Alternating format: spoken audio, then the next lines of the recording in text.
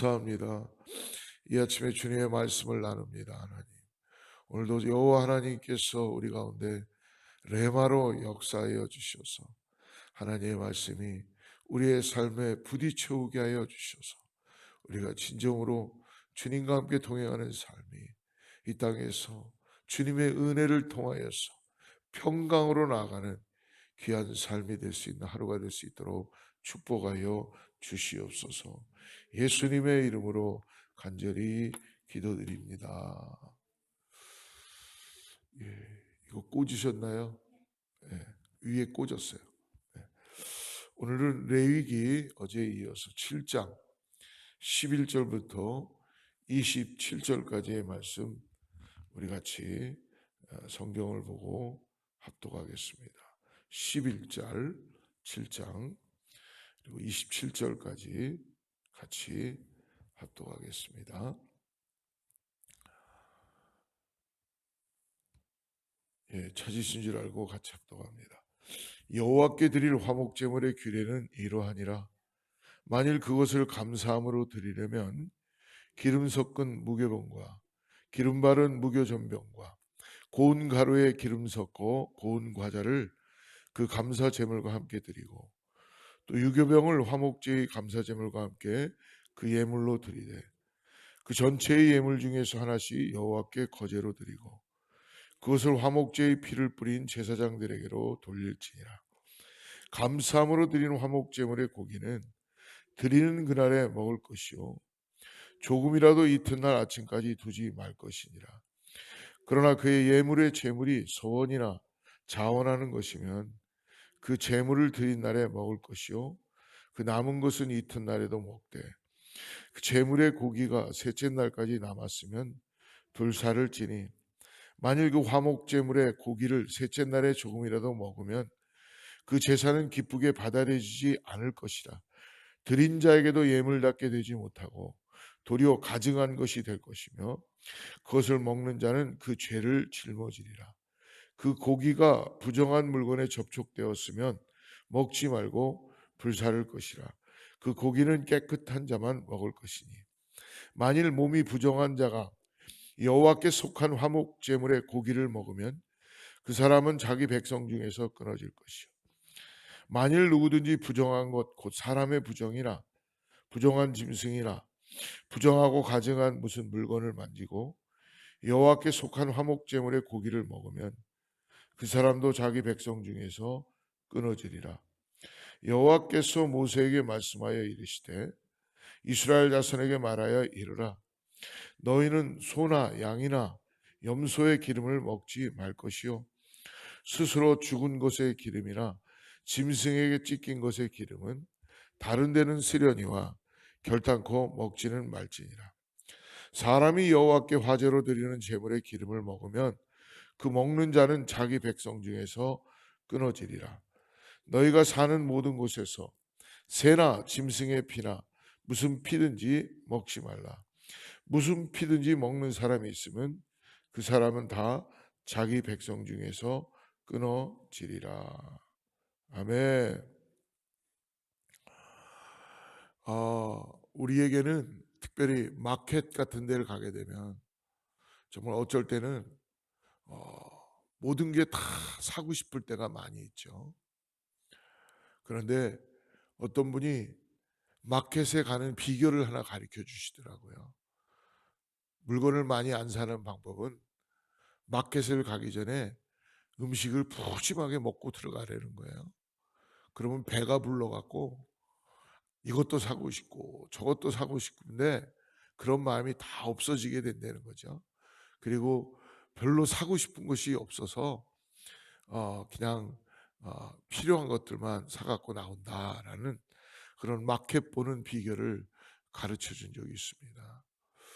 어떻게 보면 우리 여러 가지 초이스할 수 있는 게 많으니까 우리는 음식점에 가서도 어, 결국은 저희 아내하고 음식점에 가게 되면요 메뉴판을 한참 들여다보다가 무엇 먹을래? 무엇 먹을래? 물어보다가 결국은 그냥 당신이 알아서 시켜 이렇게 얘기하게 되는 경우가 많이 있습니다. 그만큼 초이스가 많다는 거예요. 선택이 많다는 거예요. 음식에도 그만큼 선택이 많지요. 특별히 가장 음식에 선택이 많은 거는 짜장면을 먹을까 짬뽕을 먹을까, 우리는 항상 그거에 대해서 선택하는 경우가 많이 있습니다. 근데 감사하게도 짬짬 짬짜면이 나와서 이것도 먹어볼 수 있고 저것도 먹어볼 수 있는 것 같습니다. 어떻게 보면 음식이나 마켓 가서는 적절한 우리가 타협을 할 수가 있어요. 사람과도 마찬가지죠. 서로의 성격을 맞춰가면서 적절하게 세상을 살아가는 방법은 타협을 잘하는 사람이 처세술을 잘 갖는다라 해서 사람들이 세상에서 잘 살려면 타협을 잘 하면서 살아라라는 그런 것도 가르치는 것을 볼 수 있습니다. 그런데 우리가 오늘 레위기의 이 정결예법을 계속적으로 같이 나누면서 하나님이 우리에게 주시는 타협할 수 없는 한 가지를 주시는 게 있으십니다. 그건 바로 뭐냐면 하나님의 거룩함이죠. 여러분, 하나님께서 우리에게 말씀해 주십니다. 이 거룩함이라는 문제는 이 세상에서 우리의 인생에 관여할 뿐 아니라 우리의 영혼과 이 땅을 떠난 이후의 삶에까지 영향을 미치는 매우 중요한 문제이기 때문에 그렇습니다. 그래서 하나님께서 말씀해 주시죠. 내가 거룩하니 너희도 거룩하라. 거룩해도 되고 거룩하지 않아도 되는 것이 아니라 우리는 거룩할 수 있는 존재들이 될 수 없다는 것을 하나님은 알고 계십니다. 그래서 하나님께서 말씀해 주시는 거예요.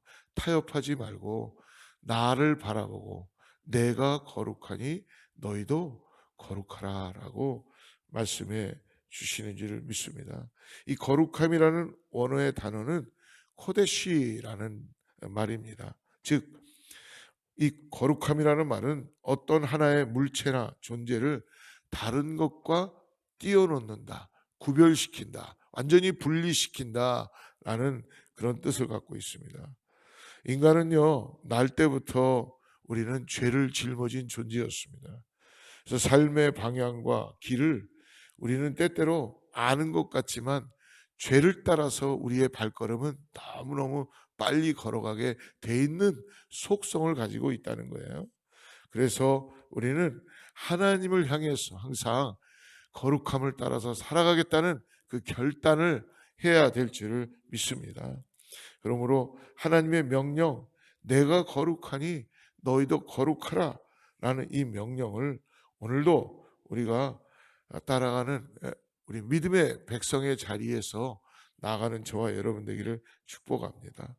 오늘 20절과 21절을 한번 보십시오. 만일 몸이 부정한 자가 여호와께 속한 화목제물의 고기를 먹으면 그 사람은 자기 백성 중에서 끊어질 것이요, 만일 누구든지 부정한 것, 곧 사람의 부정이나 부정한 짐승이나 부정하고 가증한 무슨 물건을 만지고 여호와께 속한 화목제물의 고기를 먹으면 그 사람도 자기 백성 중에서 끊어지리라. 하나님 앞에 드린 화목제물을 나누어 먹을 때 이야기하는 것입니다. 즉 거룩함을 잃어버린 부정한 자세와 그러한 마음으로 먹을 때는 하나님께서 말씀해 주시죠.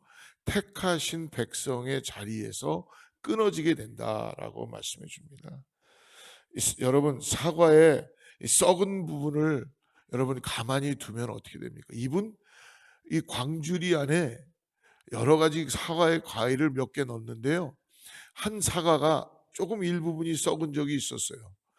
근데 괜찮겠지 하고 그거를 내비뒀더니요, 그 사과만 부패돼서 끝나는 게 아니라 다른 사과까지 전이가 되는 것을 본 적이 있었습니다. 그래서 어떻게 합니까? 썩은 부분은 빨리 신속하게 도려내야 되잖아요. 우리의 몸도 마찬가지입니다. 암도 마찬가지잖아요. 자꾸 내버려 두면은 다른 데로 전이 될 수 있는 것이 있게 된다는 것입니다.